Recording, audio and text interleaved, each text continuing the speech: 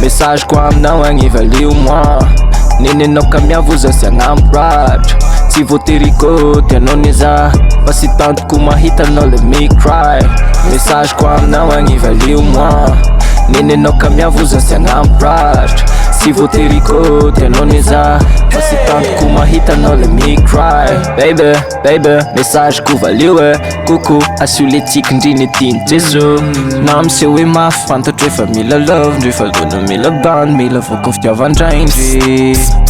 Sy agnadalanao za fagnambaranao am Christ Yes anene mba dignaso za stop Let's talk about Jesus and his love hitako anao matetiky mandeha raiky no fa mody Za sy raha stetiky fa no mapy amonjy Hayandrigny mood Ndao fa teriko agny hanao ndre bad mood Jesus solution Ty any ivelany ano solution Ty ao amindry kono solution Mipody am Kristy ndre Fiainana no ao velona no miaina ndre Message ko aminao agny valio moi Nenenao ka miavoza sy agnampiratra Tsy voaterikoty anao niza Fa sy tantoko mahita anao let me cry Message ko aminao agny valio moi Nenenao ka miavoza sy agnampiratra Tsy voaterikoty anao niza Fa sy tantoko mahita anao let me cry Left new Ndesiko anao amy left new Zay show Izy manasitra nafo Raha toka tsy te hiaino Anzeko zaho anao Sy koa fa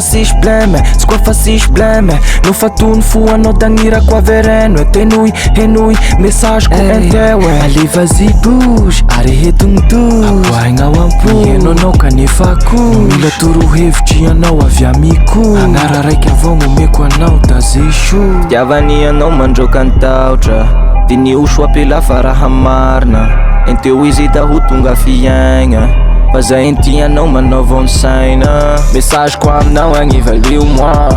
Nenenao ka miavoza sy agnampiratra Tsy voaterikoty anao niza Fa sy tantoko mahita anao let me cry Message ko aminao agny valio moi Nenenao ka miavoza sy agnampiratra Tsy voaterikoty anao niza Fa sy tantoko mahita anao let me cry